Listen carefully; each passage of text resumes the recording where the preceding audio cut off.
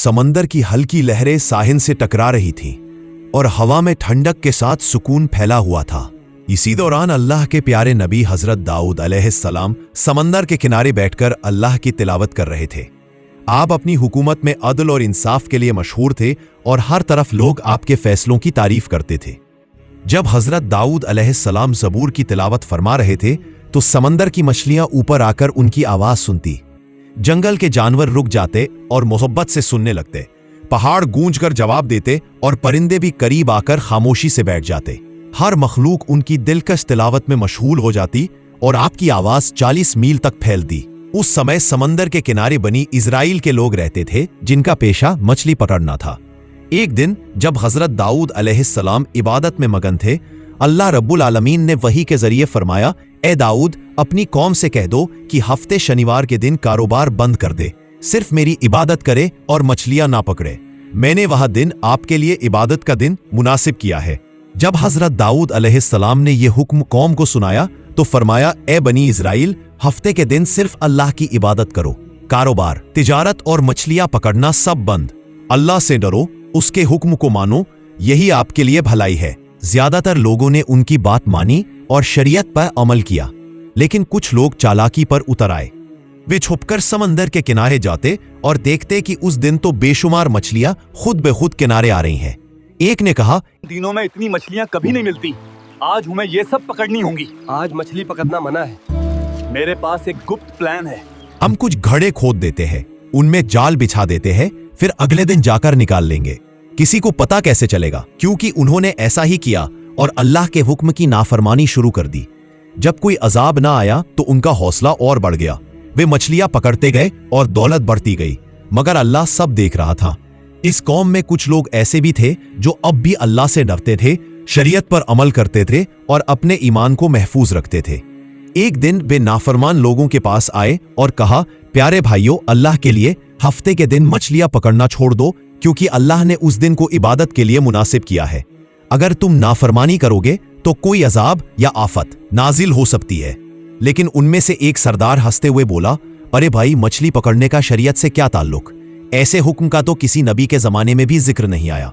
इस बात की कोई दलील नहीं, इसलिए हम इस हुक्म को नहीं मानेंगे। हफ्ते के दिन हम खुलेआम मछलियां पकड़ेंगे। हाँ, अगर नबी दाऊद अलैहिस्सलाम खुद इसमें कोई भलाई दिखा दे तो हम मान लेंगे। फिर कुछ लोग हजरत दाऊद अलैहिस्सलाम के पास गए और उनसे बहस करने लगे। हजरत दाऊद अलैहिस्सलाम ने फरमाया, अल्लाह ताला ने तुम्हें तुम्हारे लालच और हृदय से बचाने के लिए मना किया है, इसलिए हफ्ते शनिवार के दिन मछलियां मत पकड़ो, यही तुम्हारे लिए बेहतर है। जब लोगों ने ये बात सुनी तो वह वापस जाकर अपने सरदार को सब कुछ बताए। सरदार ने अकड़ कर कहा, नबी दाऊद अलैहिस्सलाम की यह बात मानना हमारे लिए संभव नहीं, इसलिए आने वाले हफ्ते के दिन तुम लोग मछलियां पकड़ना जारी रखो, घबराओ मत, कुछ नहीं होगा। पहले भी तो हम मछलियां पकड़ते रहे हैं और बहुत माल और दौलत हासिल की है। अगर तुम मेरी बात मानोगे तो सबका फायदा होगा। यह सुनकर वह सब खुश हो गए और खुशी से झूम उठे। अगले हफ्ते के दिन कुछ ही लोग इबादत के लिए हजरत दाऊद अलैहिस्सलाम के पास आए, जबकि ज्यादातर लोग सुबह सुबह समंदर की ओर मछलियां पकड़ने चले गए। उन्होंने सारा दिन खुशी खुशी मछलियां पकड़ी और फिर उन्हें बेचकर बहुत सारा माल कमाया। रात को सब अपने अपने घरों को लौट गए। अगले दिन सुबह जब कुछ लोग इबादत के लिए जा रहे थे तो उन्होंने देखा कि पूरा इलाका सन्नाटे में डूबा हुआ है। एक ने दूसरे से पूछा, भाई, आज इतनी खामोशी क्यों है? क्या वे लोग आज मछलियां पकड़ने नहीं गए? दूसरा बोला, मुझे भी कुछ समझ नहीं आ रही। हर दिन तो वे शोर शराबे के साथ समंदर जाते थे, मगर आज सब खामोश है। ऐसा दृश्य हमने कभी नहीं देखा। चलो चलकर देखते हैं। वह सब एक करीबी घर में दाखिल हुए और जो मंजर देखा उनकी सांसें थम गई। उन्होंने देखा कि एक पूरा गिरोह बड़े बड़े बंदरों में तब्दील हो चुका था। वह बंदर जमीन पर लोटपोट हो रहे थे और जैसे ही इंसानों को देखा तो दौड़कर उनके पैरों में गिर पड़े और दहाड़े मार मार कर रोने लगे। उसी वक्त कुछ औरतें आई और बोली, कल इन लोगों ने मना किए जाने के बावजूद लालच में आकर मछलियां पकड़ी। अल्लाह रब्बुल आलमीन ने हफ्ते शनिवार के दिन मछलियां पकड़ने से मना किया था, मगर इन्होंने ना सुना। अल्लाह और उसके नबी की नाफरमानी के बदले ये सब बंदर बन गए हैं। उन्होंने मजीद कहा, अगर आप लोग हजरत दाऊद अलैहिस्सलाम के पास जाकर इनके लिए माफी की दरख्वास्त करें तो शायद अल्लाह ताला इन्हें दोबारा जिंदगी अता फरमा दे। तब वे लोग बोले, जब समय था तब तुमने ध्यान नहीं दिया, अब हम कुछ नहीं कर सकते, फिर भी हम ये बात हजरत दाऊद अलैहिस्सलाम से जाकर कह देंगे। ये कहकर वे लोग वहां से रवाना हो गए।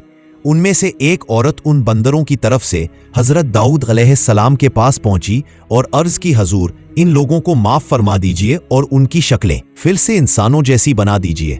हजरत दाऊद अलैहिस्सलाम ने फरमाया, माफ करने वाला तो सिर्फ अल्लाह ताला है, अगर अल्लाह चाहे तो वही उन्हें माफ फरमा देगा। कई मुफस्सिरीन यानी तफसीर लिखने वाले उलमा ने लिखा है कि वे बंदर केवल 3 दिन तक जिंदा रहे, इसके बाद वह कौम पूरी तरह से तबाह हो गई और जो लोग अल्लाह से डरते हुए हजरत दाऊद अलैहिस्सलाम की बात पर अमल करते रहे उन्हें कोई नुकसान नहीं पहुंचा। फिर वे लोग अमन और सुकून से अपनी जिंदगी गुजारने लगे। यूं ही कई साल गुजर गए। एक दिन बनी इसराइल के कुछ लोग हजरत दाऊद अलैहिस्सलाम के पास आए और अर्ज की, हजूर, हमें कयामत की कुछ निशानियां दिखा दीजिए ताकि हमारा ईमान और मजबूत हो जाए। हजरत दाऊद अलैहिस्सलाम ने फरमाया, 3 दिन बाद ईद है, तुम सब लोग ईद के दिन मैदान में आ जाना, तब तुम्हें कयामत की कुछ निशानियां दिखाई देंगी। ये कहकर उन्होंने उन्हें रुखसत कर दिया। उस जमाने में बनी इसराइल में एक बहुत मालदार शख्स रहता था। उसके पास माल और दौलत की कोई कमी नहीं थी। उसके पास एक निहायत खूबसूरत गाय थी जिसका चेहरा बहुत प्यारा और चमकदार था। वह हमेशा उस गाय को सोने और चांदी से सजाया करता था। जो भी उसे देखता उसकी नजर हटती ही नहीं थी। वह गाय को खुले मैदान में चरने के लिए छोड़ देता। वह सारा दिन चरती रहती और रात को अपने आप उसके घर वापस आ जाती। एक दिन अचानक वह गाय गायब हो गई। मालदार आदमी परेशान हो गया। उसने अपने नौकरों को विभिन्न जगहों पर भेजा मगर गाय कहीं नहीं मिली। आखिरकार उसने ऐलान किया, जो व्यक्ति मेरी गाय ढूंढ लाएगा उसे इनाम दिया जाएगा। ये सुनते ही लोग हर तरफ से गाय को तलाशने निकल पड़े। उसी जमाने में बनी इसराइल में बहुत से नेक और अल्लाह वाले लोग रहते थे। उनमें एक बुजुर्ग औरत भी थी। वह और उसका इकलौता बेटा जंगल में एक छोटे से घर में रहते थे। उनके घर के पास से एक नहर बहती थी। जब भूख लगती तो वे नहर के किनारे जाते, थोड़ा सा पानी पी लेते और उसी से उनकी भूख मिट जाती थी। कुछ दिनों बाद उस बुजुर्ग औरत के बेटे ने देखा कि नहर के पास कुछ अनार के पेड़ उग आए हैं। वह बहुत खुश हुआ और घर वापस आ गया। कुछ दिन बाद जब वह फिर वहां गया तो देखा कि पेड़ों पर फल लग चुके हैं। उसने एक अनार तोड़कर लाया और माँ बेटे दोनों ने खूब पेट भरकर अनार खाए। अब वे दोनों नहर का पानी और अनार खाकर अपनी जिंदगी बिताने लगे। कई साल तक वे इसी तरह अल्लाह की इबादत करते रहे और उन्हीं अनारों और नहर के पानी पर गुजारा करते रहे। एक दिन वह बेटा अपनी माँ से बोला, माँ, हम कई साल से एक ही तरह का खाना खा रहे हैं। अब दिल चाहता है कि बाजार से कुछ और खाने पीने का सामान ले आऊं। माँ ने कहा, बेटा, तुम पैसे कहाँ से लाओगे? बेटे ने जवाब दिया, माँ, मैं अनार के पेड़ से 2 फल तोड़ लाऊंगा, बाजार जाकर बेच दूंगा और जो रकम मिलेगी उससे खाने पीने की चीजें खरीद लाऊंगा। माँ बोली, बेटा, अल्लाह जो खुश होकर हमें रिस्क दे रहा है उसी पर रजा रहना चाहिए। ज्यादा सोचने की हमें जरूरत नहीं। हमें किसी नए खाने की आवश्यकता नहीं है। माँ की बात सुनकर भी बेटे को तसल्ली नहीं हुई। वह बार बार यही बात दोहराता रहा। आखिर माँ नाराज होकर बोली, जो तुम्हारा दिल चाहे वह करो। अगले दिन वह लड़का अनार के पेड़ से 2 फल तोड़कर बाजार चला गया। फल बेचकर जो रकम मिली उससे उसने बहुत सारा खाना खरीद लाया। जब माँ ने यह सब देखा तो उन्होंने कुछ नहीं खाया। बेटे ने कहा, माँ, अगर आप नहीं खाएंगी तो मैं भी नहीं खाऊंगा। माँ मजबूर होकर थोड़ा सा खाना खा ली। यूं वह दिन गुजर गया। दूसरे दिन जब लड़का फिर अनार के पेड़ के पास गया तो उसने देखा कि पेड़ पर कोई फल नहीं है। मायूस होकर वह घर लौट आया और बोला, माँ, आज पेड़ पर कोई फल नहीं है। माँ खामोश रही। यूं 3 दिन बीत गए मगर पेड़ पर कोई फल नहीं आया। अब माँ बेटा दोनों बहुत भूखे हो गए। वे दोनों परेशान होकर इधर उधर चक्कर लगाने लगे। इसी दौरान उन्होंने देखा कि एक खूबसूरत और स्वस्थ गाय उनके घर के पास घूम रही है। यह दृश्य देखकर दोनों बाहर आए। अल्लाह के हुक्म से गाय की जबान खुल गई। गाय ने कहा, तुम लोग मुझे ज़िबा कर दो और मेरा गोश्त खा लो। अल्लाह ताला ने मेरा गोश्त तुम लोगों के लिए हलाल कर दिया है। गाय के मुंह से यह बात सुनकर माँ बेटा बहुत हैरान और फिक्रमंद हो गए। माँ ने कहा, ना जाने यह गाय किसकी है। अगर हमने इसका मांस खाया तो कहीं हम किसी मुसीबत में ना पड़ जाए। बेटा बोला, गाय खुद कह रही है कि वह हमारे लिए हलाल है। अगर कोई गुनाह हुआ भी तो वह गाय पर होगा, हम पर नहीं। आओ माँ, हम इसे ज़िबा कर दें और गोश्त खा लें। जब यह गाय को ज़िबा करने के लिए करीब पहुंचे तो गाय ने अपनी गर्दन खुद जमीन पर रख दी। फिर वह लड़का अकेले ही गाय को ज़िबा करके सारा काम पूरा कर लिया। फिर दोनों ने गोश्त का कबाब बनाया और खाने लगे। इधर बनी इज़राइल का वही मालदार शख्स एक औरत को गाय की तलाश में घर घर भेजने लगा। वह औरत तलाश करते हुए जंगल के सुनसान इलाके में उस बुजुर्ग औरत के घर पहुंची, जहां उसे गाय की खाल और पुरानी हड्डियां दिखी। यह देखकर वह बहुत खुश हुई, तुरंत अंदर गई और देखा कि वह बुजुर्ग औरत और उसका बेटा गाय के मांस के कबाब खा रहे हैं। यह दृश्य देखकर वह औरत बोली, मैं बहुत भूखी हूं, क्या आप मुझे कुछ कबाब खाने देंगी? यह सुनकर बुजुर्ग औरत ने उसे कुछ खाने को दे दिया। वह औरत कबाब खाकर बोली, वाह, बहुत मजेदार कबाब हैं, क्या मैं कुछ घर ले जा सकती हूं? घर जाकर मजे से खाऊंगी। यह कहकर वह औरत वहां से चली गई, मगर वह सीधे उस मालदार शख्स के पास पहुंच गई। वह बोली, हुजूर, जिस गाय की आप तलाश कर रहे थे, मैंने उसका पता लगा लिया है, अब आप मेरा इनाम अदा कीजिए। मालदार शख्स बोला, कहाँ है मेरी वह कीमती गाय? औरत बोली, आपकी गाय अब जिंदा नहीं रही, लेकिन मैं बता सकती हूँ कि उसे किसने लिया। अमीर शख्स हैरान होकर बोला, बताओ वे कौन लोग हैं? औरत ने जवाब दिया, इस जंगल के वीरान इलाके में एक बुजुर्ग औरत और उसका बेटा रहते हैं। वे इबादत का दिखावा करते हैं, मगर हकीकत में चोरी और डाका डालते हैं। उन्होंने आपकी गाय को ज़िबा किया और उसका मांस खा लिया है। उसकी खाल और हड्डियां अब भी उनके घर के बाहर पड़ी हैं। यही सबूत है, आप तुरंत अपने आदमी भेजकर उन्हें गिरफ्तार कराइए। यह सुनकर मालदार शख्स ने देर ना की और सीधे हजरत दाऊद अलैहिस्सलाम के पास पहुंच गया और पूरी बात बयान कर दी। हजरत दाऊद अलैहिस्सलाम ने फरमाया, तुम लोग जाओ, उस बुजुर्ग औरत और उसके बेटे को यहां ले आओ। कुछ देर बाद जब हजरत दाऊद अलैहिस्सलाम इबादत खाने में थे, अचानक हजरत जिब्राइल अलैहिस्सलाम उपस्थित हुए। उन्होंने फरमाया, ए दाऊद अलैहिस्सलाम, बनी इसराइल के इस मालदार शख्स की शिकायत के पीछे एक बहुत बड़ा रहस्य छिपा हुआ है। फिर हजरत जिब्राइल अलैहिस्सलाम ने हकीकत बयान की। यह मालदार शख्स एक समय में उसी बुजुर्ग औरत का नौकर था। उस औरत का पति बहुत बड़ा व्यापारी था। एक दिन वे दोनों नौकर और मालिक व्यापार के लिए शाम की तरफ रवाना हुए।